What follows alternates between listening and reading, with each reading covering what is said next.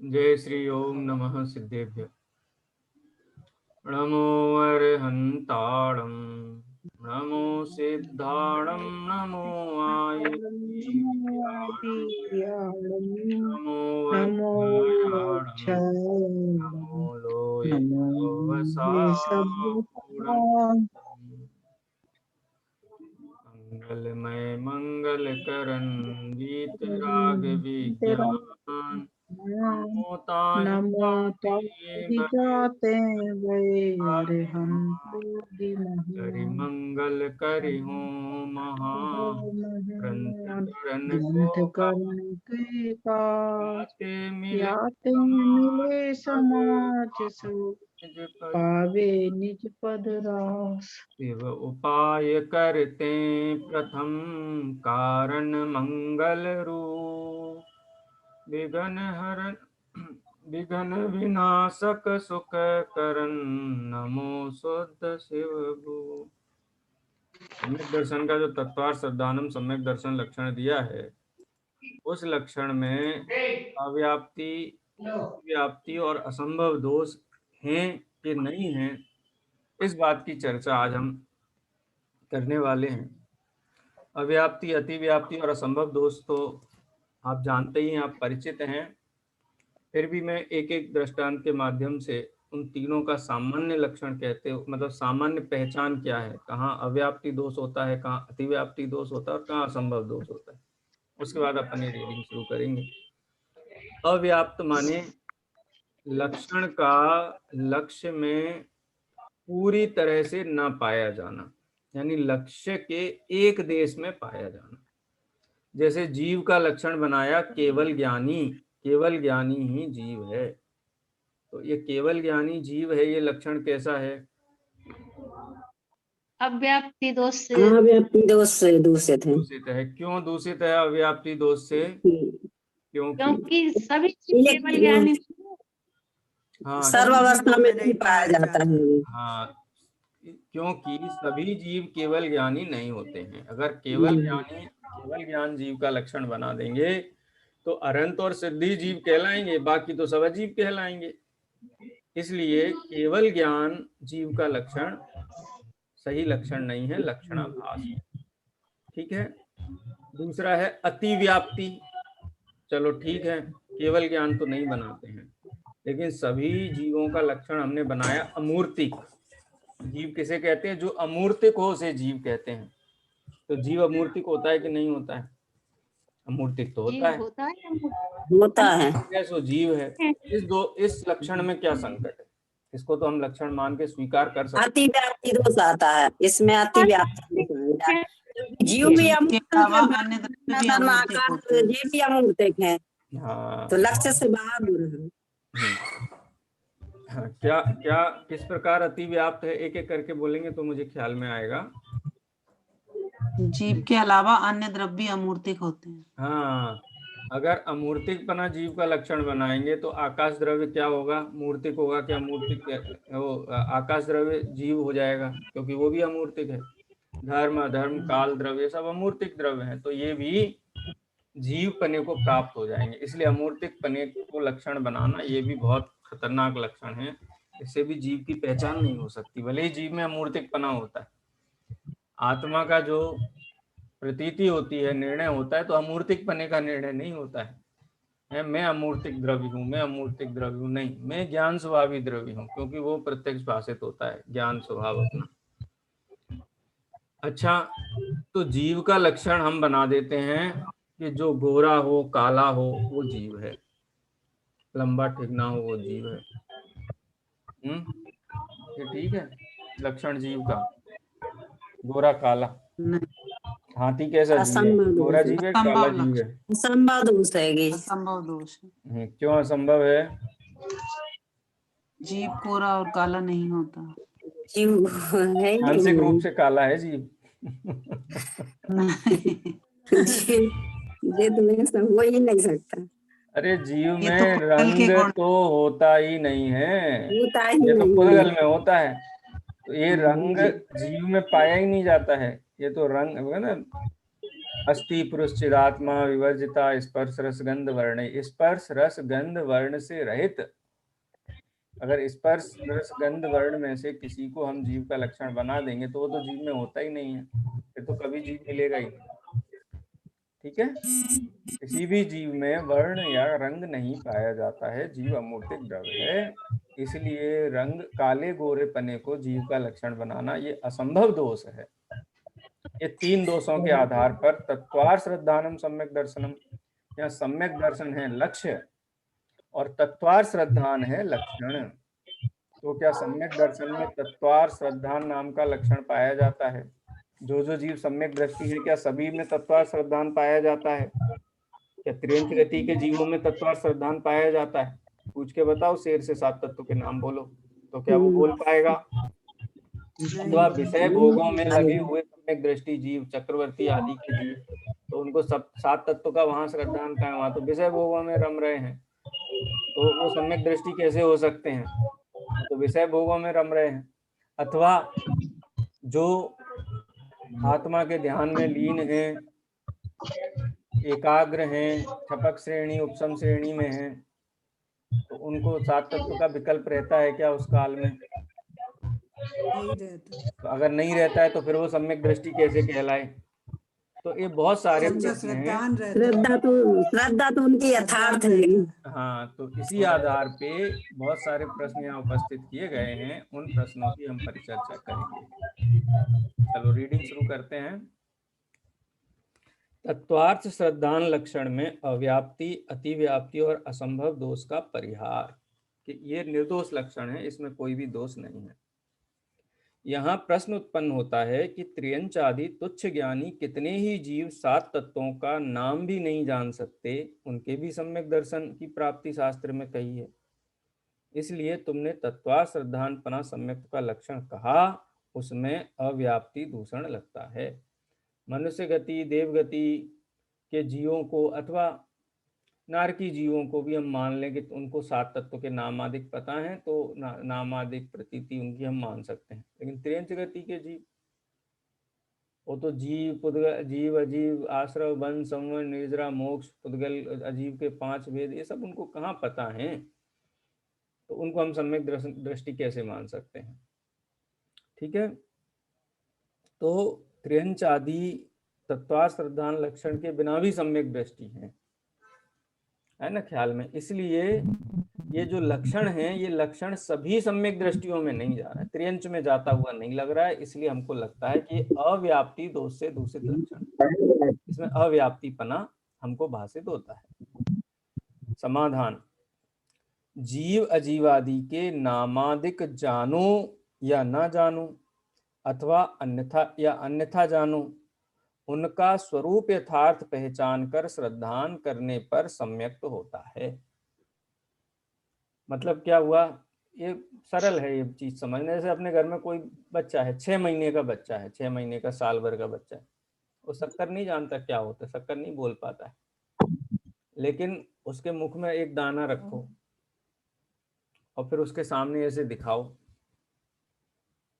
तो वो आगे बढ़ेगा खाने के लिए। अब उसको बोले तुम नाम बताओ पहले, ये क्या है, कैसी दिखती है, क्या भाव की है, तुम पूछो उसको, तो बताएगा हैं कैसे बनती नहीं है, बता पाएगा। कहाँ से बनती है, लेकिन खाने के लिए मचलता है।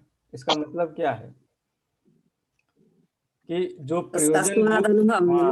प्रयोजनभूत प्रवृत्ति है वो हो रही है, वहां कोई सामान्य रूप से स्वरूप को पहचान कर श्रद्धान करता है, कोई विशेष रूप से स्वरूप को पहचान कर श्रद्धान करता है।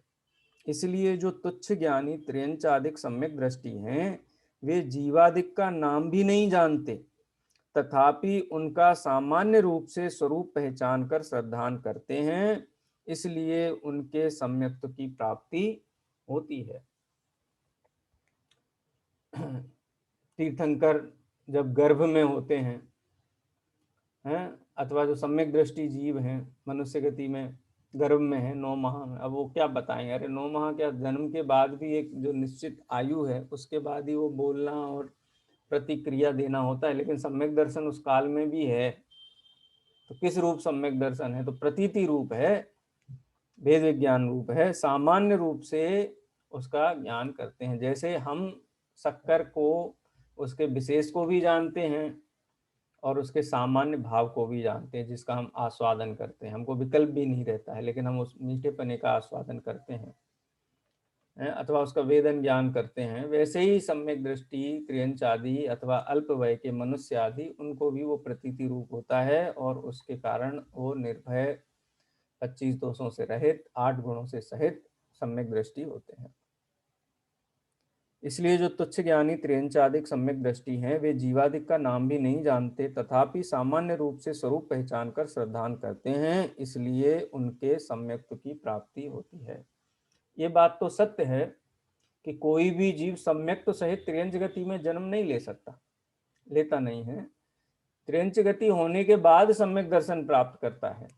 तो पूर्व में तत्व का व्यवस्थित अभ्यास, निर्णय हुआ, अथवा कोई जीव है सम्यक दर्शन प्राप्त किया था, सम्यक से च्युत हो गया, उसके बाद बहुत काल तक संसार में रहा, तो त्रियंच आदि गति भी हुई, लेकिन त्रियंच गति में उपयोग पलटा, वो भाव वासना हो गई, तो सम्यक का ग्रहण किया। भले ही जीवादि 7 तत्वों के विशेष न जाने, विशेष माने लक्षण, भेद, प्रभेद, कितने भेद प्रभेद आगम में गिनाए हैं, 14 गुण स्थान, 14 मार्गणा स्थान, जीव समास, इतने भेद प्रभेद। वो भेद तो 7 तत्वों का भी नहीं कह सकता है, लेकिन उसका आनंद है, प्रतीति है। जैसे कोई त्रियंच अपना तथा औरों का नामादिक तो नहीं जानता, परंतु आप ही में अपनत्व मानता है ना, ख्याल में। उससे पूछो, तुम किसी त्रियंच गति के जीव से पूछो कि तुम कौन हो, कुत्ते हो, बिल्ली हो, हाथी हो, क्या हो, तुम बताओ हमको, बताएगा? गाय को पूछो तुम गाय हो, तो गाय बोलेगी मैं गाय हूँ। कैसे पहचानती हो तुम अपने आप को, तुम गाय हो कि घोड़ा हो, कैसे पहचानती हो? तो ये सारे नामादिक के जो व्यवहार हैं वो गति सापेक्ष हैं, त्रियंच गति में नहीं होते हैं। उसी प्रकार तुच्छ ज्ञानी जीव अजीव का नाम नहीं जानता, परंतु जो ज्ञानादि रूप आत्मा है उसमें तो अपनत्व मानता है, और जो शरीरादिक हैं उनको पर मानता है, ऐसा श्रद्धान उसको होता है, वही जीव अजीव का श्रद्धान है, प्रतीति रूप।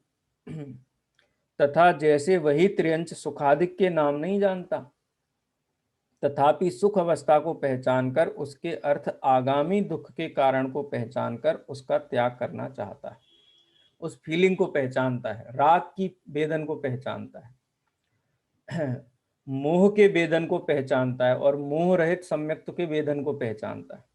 वेदन होता है ना, वेदन तो सभी जीवों को होता है, एक इंद्रिय से लेकर के संगी पंचेंद्रिय सिद्ध पर्यंत सभी स्वसंवेदन वाले, ज्ञान वाले। कोई कह सकते, कोई नहीं कह सकते। अरे हम सिद्ध भगवंतों से कहेंगे हमको 7 तत्वों के नाम बताओ, बताएंगे सिद्ध भगवान किसी को? भले ज्ञान में भेद रूप जानते हैं, लेकिन कह नहीं सकते, इसलिए कह देना ये कोई कसौटी नहीं है तत्वार श्रद्धान की। अनुभूति होना ये कसौटी है, तो वो अनुभूति त्रियंच आदि को भी होती है, गर्भस्थ शिशु को भी होती है, इसलिए उसमें अति व्याप्ति नहीं देखना चाहिए। तथा जो दुख का कारण बन रहा है उसके अभाव का उपाय करता है। ठीक है, जैसे गाय आदि त्रियंच गति के जो जीव हैं, जैसे चींटी वगैरह हैं, एक इंद्रिय जीव, 2 इंद्रिय 3 इंद्रिय जीव भी हैं। धूप होती है तो धूप से छाया की तरफ चले जाते हैं, शुष्क से कहना चाहिए नम जो क्षेत्र है उसकी तरफ चले जाते हैं। अरे मच्छर भी तो आके आपको बिल्कुल ऐसी जगह आके बैठ के आपको काटता है कि आपको लगे कि बहुत चतुर मच्छर है, लेकिन वो सुख बुद्धि है ना, वो सब विधियों को जानता है। वो अपना डंक पत्थर में क्यों नहीं चुभोता है, वो ऐसे अन्यत्र स्थान पे क्यों नहीं चुभोता है? तो इस प्रकार से जो सुख दुख का वेदन है उनकी पहचान है, भले ही नामादिक नहीं जानते हैं, लक्षणादिक नहीं जानते हैं, भेद प्रभेद नहीं जानते हैं। उसी प्रकार तुच्छ ज्ञानी मोक्षादिक का नाम नहीं जानता, तथापि सर्वथा सुखरूप मोक्ष अवस्था का श्रद्धान करता हुआ उसके अर्थ आगामी बंध का कारण जो रागादि आश्रव उसके त्याग रूप संवर करना चाहता है, तथा जो संसार दुख का कारण है उसकी शुद्ध भाव से निर्जरा करना चाहता है, इस प्रकार आश्रवादिक का उसके श्रद्धान है। सुख रूप अवस्था का श्रद्धान है, सुख के साधन रूप अवस्था का श्रद्धान है, दुख रूप अवस्था का श्रद्धान है, दुख के कारणों का श्रद्धान है। नामादिक और लक्षणादिक कह देना वो सम्यक दर्शन नहीं है, लेकिन उसकी विपरीत अभिनिवेश रहित जो अभिप्राय में निर्मलपना है वही उसका सम्यक दर्शन है।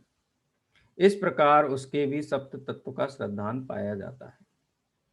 यदि ऐसा श्रद्धान ना हो तो रागादि त्याग कर शुद्ध भाव करने की चाह ना हो, वही कहते हैं। त्रिंच गति में तो पंचम गुण स्थान भी होता है ना, सही मन से जगयो जहाँ भोग रुचि परिणाम, उसको भी रागादि भावों से विरक्ति के कारण मर्यादाएं होती हैं जीवन में। तो मर्यादाएं कैसे हों यदि उस भाव को ना पहचाने। अब मनुष्य गति जैसे अपन उसको कहने लगे, अच्छा तो त्रिंच गति का जीव अहिंसा क्या बोलते हैं, हिंसाणु व्रत का पालन करता है, कैसे करता होगा है? अब वो अपनी द्रव्य क्षेत्र काल भाव के अनुसार मर्यादाएं उसकी होती हैं। अचौर्याणु व्रत, परिग्रह परमाणु व्रत, सारे व्रत इस रूप नहीं होते मनुष्य की अपेक्षा। हम कहेंगे तो हम कहेंगे भाई कपड़े कितने पहनेंगे, मकान कितने रखेंगे, कितने क्षेत्र तक गमन करेंगे। त्रिंच गति की ऐसी मर्यादाएं नहीं है, लेकिन गृद्धता का अभाव है। तो वो खराब चीज खराब है, अच्छी चीज अच्छी है, इसका वेदन है, इसका श्रद्धान है, इसका निर्णय है।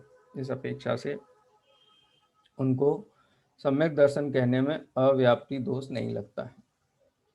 यदि जीव अजीव की जाति न जानकर आपा पर को न पहचाने तो पर में रागादि कैसे करे? रागादि को न पहचाने तो उनका त्याग कैसे करना चाहे?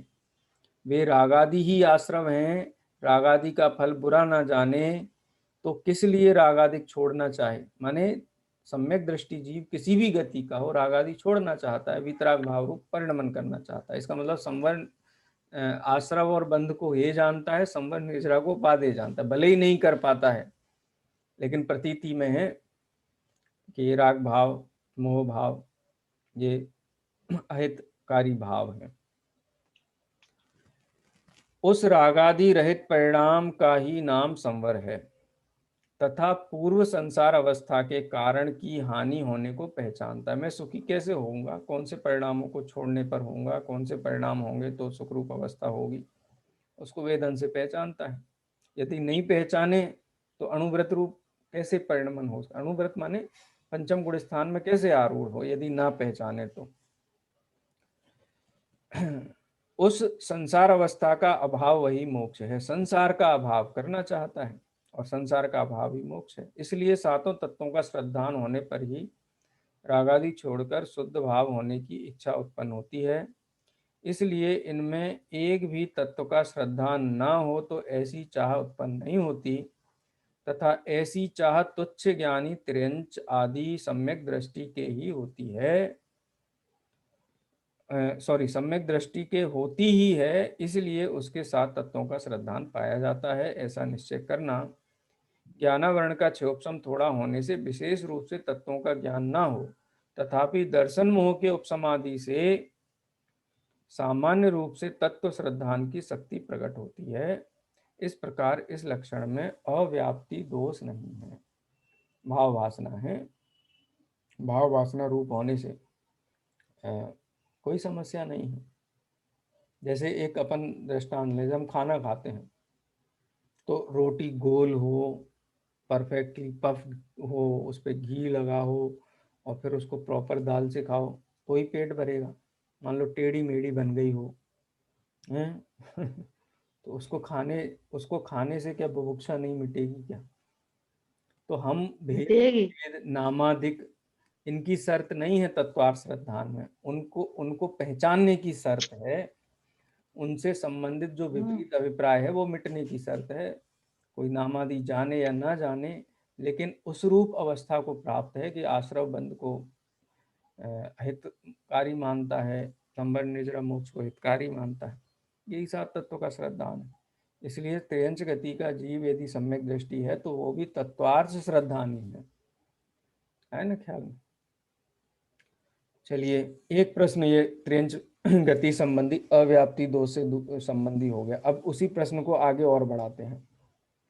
जिस काल में सम्यक दृष्टि विषय कषायों के कार्य में प्रवर्तता है, उस काल में 7 तत्वों का विचार ही नहीं है। वहां श्रद्धान कैसे संभावित है? और सम्यक तो रहता ही है, इसलिए उस लक्षण में अव्याप्ति दूषण आता है। यानी सम्यक दृष्टि जीव भोगों के काल में, और भोगों को भी कोई साधारण भोग नहीं है। कोई अगर सम्यक दृष्टि के भोगों के बारे में सुन लेना तो कहे कि कैसे सम्यक दृष्टि रह सकता है ऐसा जीव है। अरे 60,000 वर्ष के लिए युद्ध के लिए भी जाता है तो पूरा ताम झाम साथ में चलता है। किसी भी प्रकार के उत्कृष्ट भोगों में एक दिन का गैप नहीं पड़ता। क्या उसकी आज्ञा के बिना चलता है? क्या जबरदस्ती माथे पे चढ़ा करके चलता है? ऐसा नहीं है। वो है जाति, उस जाति का राग है। विषय सेवन आदि होते हैं, लेकिन उन विषय सेवन आदि में सुख बुद्धि नहीं है। ये भी जबरदस्त बात है। राग उस जाति का है। आज्ञा में बिना कोई 6 खंड संभालना कोई हंसी खेल नहीं है। एक घर संभालने में देख लो आप, आपके बच्चों को संभाल पाते हो आप? कितने संकल्प विकल्प चलते हैं। विद्रोह चलता ही रहता है जैसे जैसे बच्चे बड़े हो जाते हैं। माता पिता का जो तनाव है, टेंशन है, बढ़ती जाती है। 6 खंड का पालन करते हैं तो तो चलता रहता है ऑटोमेटिक पुण्य को। जैसे मोदी से पूछो, प्रधानमंत्री की गद्दी पे बैठा है, क्या चल रहा है? हर दिन हजारों लोग गालियां देने वाले हैं, नुक्स निकालने वाले हैं। तो क्या चक्रवर्ती के साथ ऐसा प्रसंग नहीं बनता?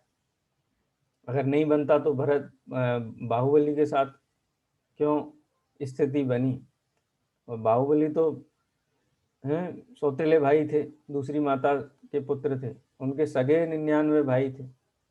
उनको भी अधीनता स्वीकार करने का जब फरमान गया तो सब विरक्त हो गए, दीक्षा लेकर के चले गए।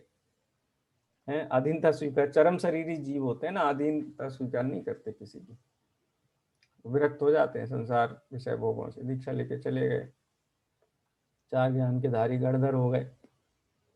लेकिन भरत के जो राग के परिणाम थे, चक्रवर्तित्व का जो कहना चाहिए मान मान था ना, मान क्यों नहीं होगा? अनंतानुबंधी कसाय के अभाव में मान थोड़ी ना जाता है, मान तो रहता ही है ना, आगे भी रहता है। तो यही प्रश्न यहाँ उपस्थित किया है कि ऐसा काम करते हुए भी 7 तत्व का श्रद्धान हम कैसे माने?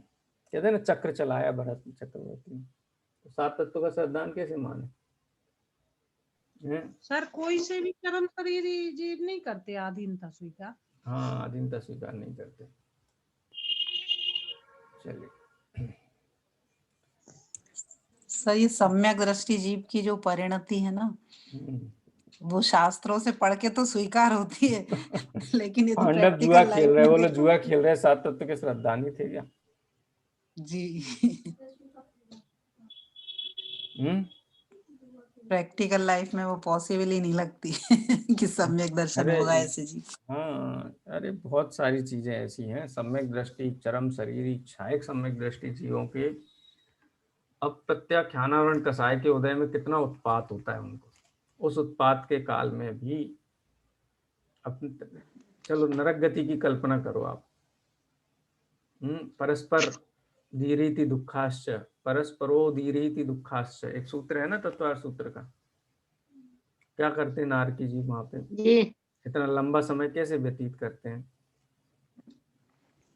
परोस परो इतना परस्पर एक दूसरे को दुख दुख देते, मार काट नहीं, करते रहते हैं। कैसे कर लेते हैं भैया?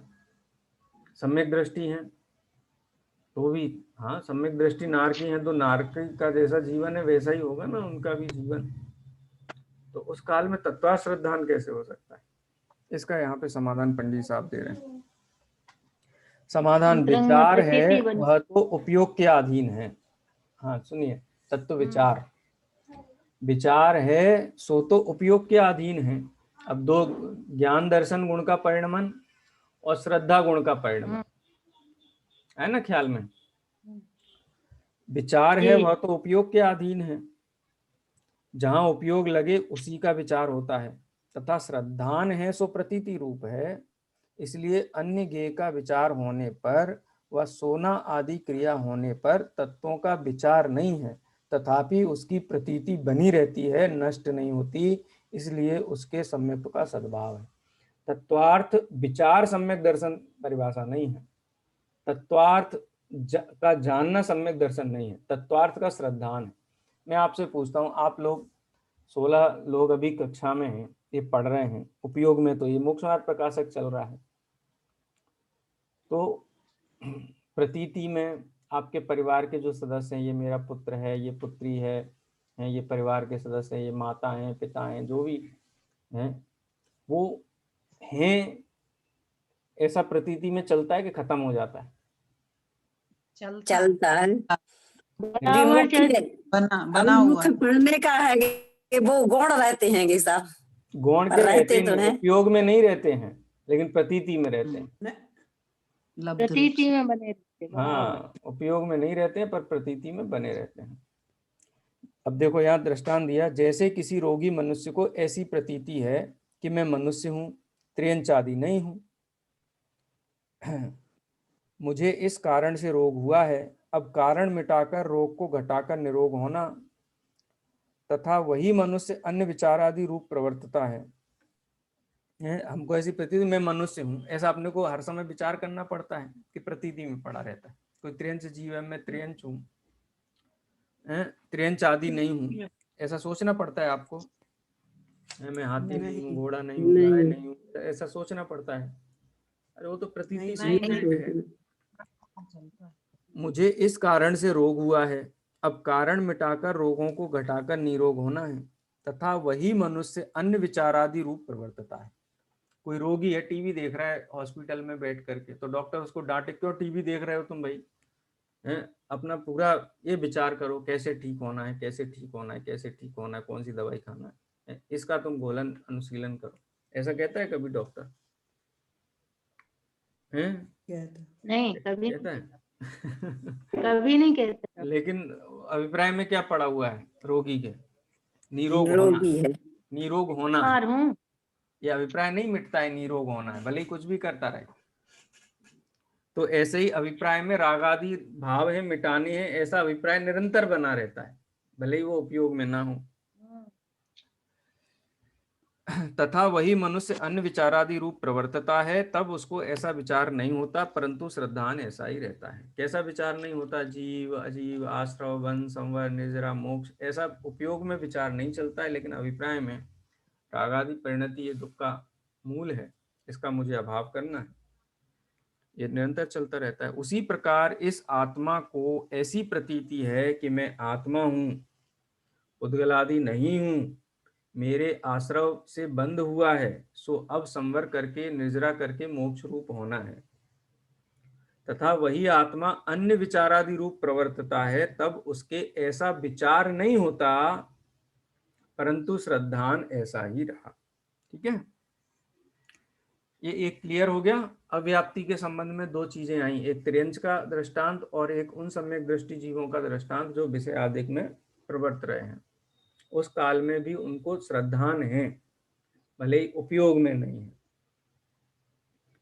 अगला प्रश्न है, फिर श्रद्धान है कि ऐसा श्रद्धान रहता है तो बंद होने के कारणों में कैसे प्रवर्तता है? अंतरंग में पता है कि नहीं ये तो दुखकारी है, आश्रव दुखकार घनेरे, बुद्धिवंत तिन्हे निर्वेरे, ये बहुत दुखकारी है, ये निरंतर है, फिर वो कैसे विषय भोगों में लग जाते हैं, कैसे क्रोधादि करते हैं, कैसे चक्र चला देते हैं, कैसे द्यूत क्रीड़ा करते हैं, जुआ खेलते हैं, कैसे स्त्रियों पे मोहित हो जाते हैं, कैसे विवाहादि कार्य करते हैं, कैसे त्रिखंडी और 6 खंड के, वो क्या बोलते हैं, 6 खंड के स्वामी हो जाते हैं। उत्तर, जैसे वही मनुष्य किसी कारण के बस रोग बढ़ने के कारणों में भी प्रवर्तता है, व्यापार आदि कार्य व क्रोधादिक कार्य करता है, तथापि उस श्रद्धान का उसके नाश नहीं होता, उसी प्रकार वही आत्मा कर्म उदय निमित्त के बस बंद होने के कारणों में भी प्रवर्तता है, विषय सेवनादि कार्य व क्रोधादि कार्य करता है, तथापि उस श्रद्धान का उसे नाश नहीं होता। इसका विशेष निर्णय आगे करेंगे। आगे वो चर्चा सम्यक चारित्र और सम्यक दर्शन की जो परिणति की जो तुलना है, दोनों गुणों का स्वतंत्र परिणमन है, उस प्रकरण में पंडित जी साहब उसकी चर्चा करने का भाव रखते थे, तो उसका उन्होंने यह संकेत दिया है। ठीक है। सर इसमें एक बार इसका ये विश्लेषण, जो अलग अलग गुणों, इसका विश्लेषण ना,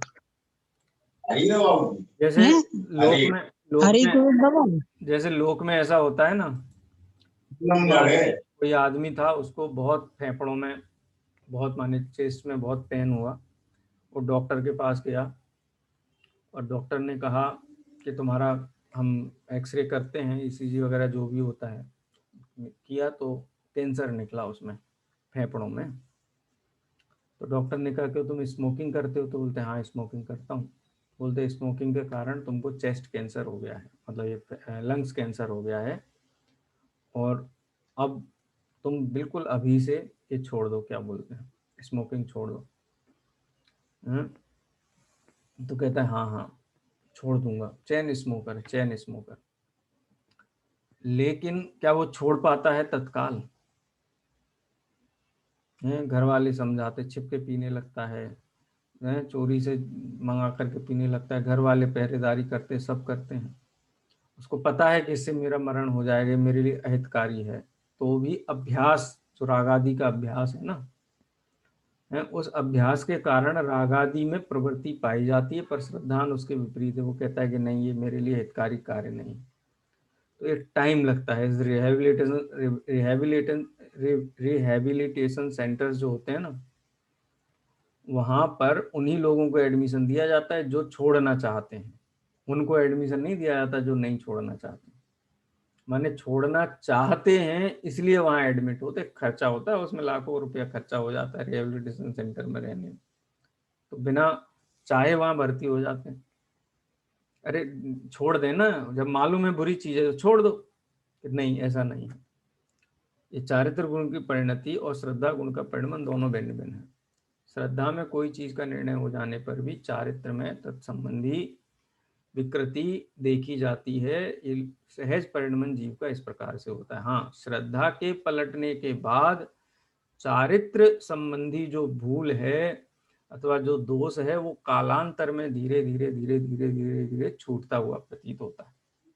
ये समझ लो, सम्यक दर्शन तो तुरंत निर्मल होता है, लेकिन चारित्र को निर्मल करने में समय लगता है।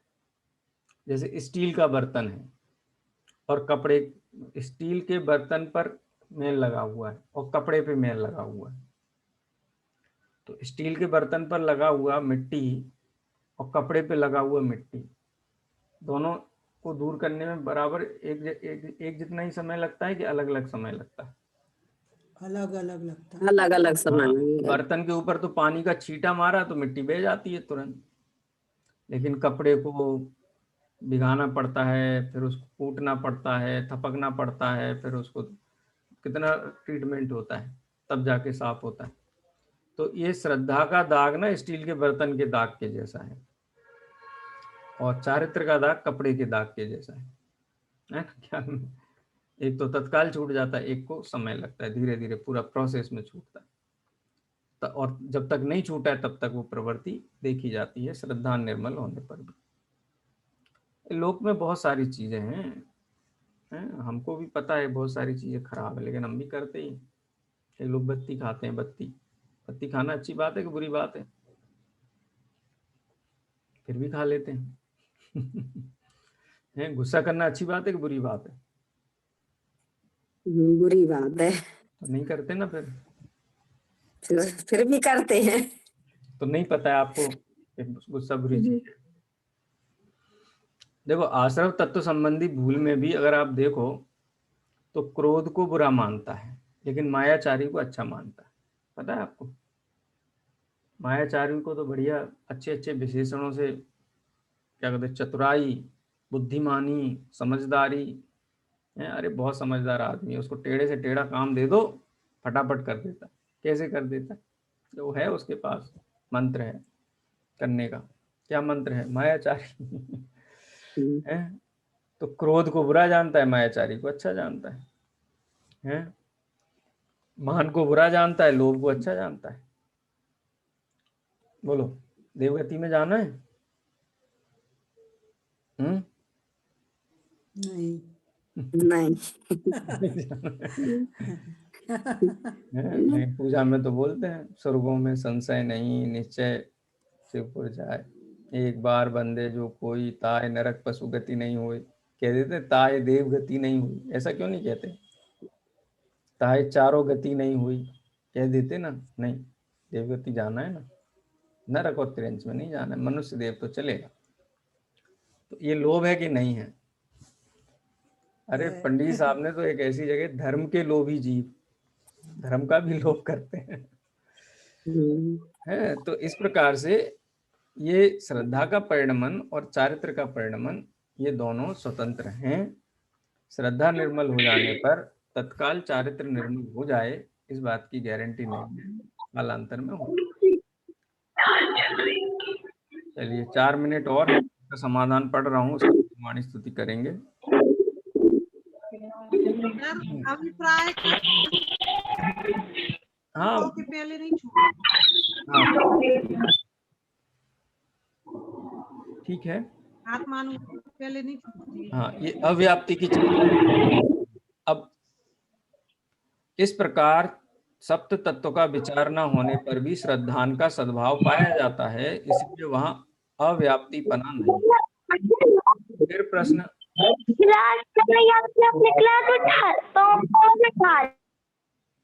फिर प्रश्न, उच्च दशा में जहां निर्विकल्प आत्मानुभव होता है, वहां तो सप्त तत्व आदि के विकल्प का भी निषेध किया है। विकल्प छोड़ दो, विकल्प छोड़ दो, कोई विकल्प नहीं रखना है। तो 7 तत्व का तो विकल्प रखे, नहीं तो सम्यक दर्शन चला जाएगा हमारा, तो उसका भी निषेध है। अरे मैं आत्मा हूं ऐसा विकल्प भी नहीं रखना है। शुद्ध निश्चय नय का भी विकल्प नहीं रखना, शुद्ध निश्चय नय के विषय का भी विकल्प, निर्विकल्प हो जाना एकदम, ऐसा कहते हैं। सो सम्यक्त के लक्षण का निषेध करना कैसे संभव है? और वहां निषेध संभव है तो अव्याप्ति दूषण आया। ये तीसरा नंबर का अव्याप्ति का यहाँ पर एग्जाम्पल है। निचली दशा में सप्त तत्वों के विकल्पों में उपयोग लगाया, मिथ्या दृष्टि था। 7 तत्वों को जानो, विचार करो, निर्णय करो, श्रद्धान करो, ऐसा कहा। उससे प्रतीति को दृढ़ किया और विषयादिक से उपयोग छुड़ाकर रागादि घटाए, तथा कार्य सिद्ध होने पर कारणों का भी निषेध करते हैं। इसलिए जहां प्रतीति भी दृढ़ हुई और रागादिक दूर हुए, वहां उपयोग भ्रमाने का खेद किस लिए करे? इसलिए वहां पर उन विकल्पों का निषेध किया है।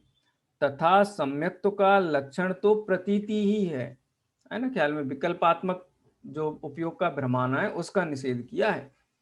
श्रद्धा नहीं होती है ऐसा तो नहीं कहा है, तत्व की श्रद्धा नहीं है, उपयोग में नहीं रहते हैं, श्रद्धा में रहते हैं।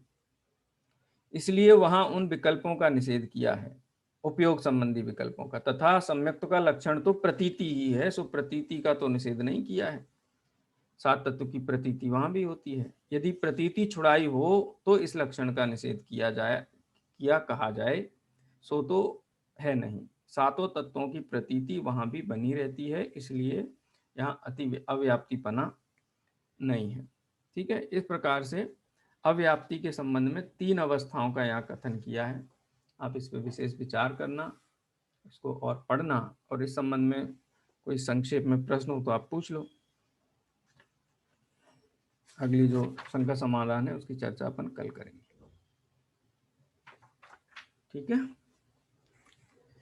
चलिए। हाँ, और एक विशेष सूचना ये है कि 8:30 बजे कक्षा जब शुरू होती है उस समय हम प्रश्नोत्तरी लेते हैं, उसके बाद डिस्कनेक्ट करके जब रिकनेक्ट होते हैं तब फिर अपनी नॉर्मल क्लास ये चल रही है, इसी क्रम में चलेगी। क्योंकि बाद में इस पोस्ट प्रोसेसिंग में बहुत टाइम लगता था, ये जो रिकॉर्डिंग होती है उसको एडिट करना, अननेसेसरी चीज़ें हटाना, इसलिए अभी इसको इसी क्रम में रखेंगे। पहले अपन चर्चा वार्ता जो करनी है वो कर लेंगे, और उसके बाद जिनवाणी स्तुति के बाद इसको अपन विराम देंगे। अथवा दूसरे क्रम में करना हो, शुरू में कर लो और फिर बाद में हम इसको डिसकंटिन्यू करके चर्चा करें, वो रिकॉर्ड नहीं होगी। ठीक है, कुछ आपका सुझाव हो तो आप व्हाट्सएप ग्रुप पे जरूर डाल दें, या कहीं कोई परेशानी हो, कहीं कोई अड़चन हो, कहीं कोई चीज़ खासकर व्यवस्था संबंधी कोई सुझाव हो तो आप वहाँ पर जरूर दे दें, जिनवाणी स्तुति करेंगे। निज निधि निज में बताई, यह अनंत उपकार है, अनंत उपकार है, उसके लिए उसके लिए चिन्ह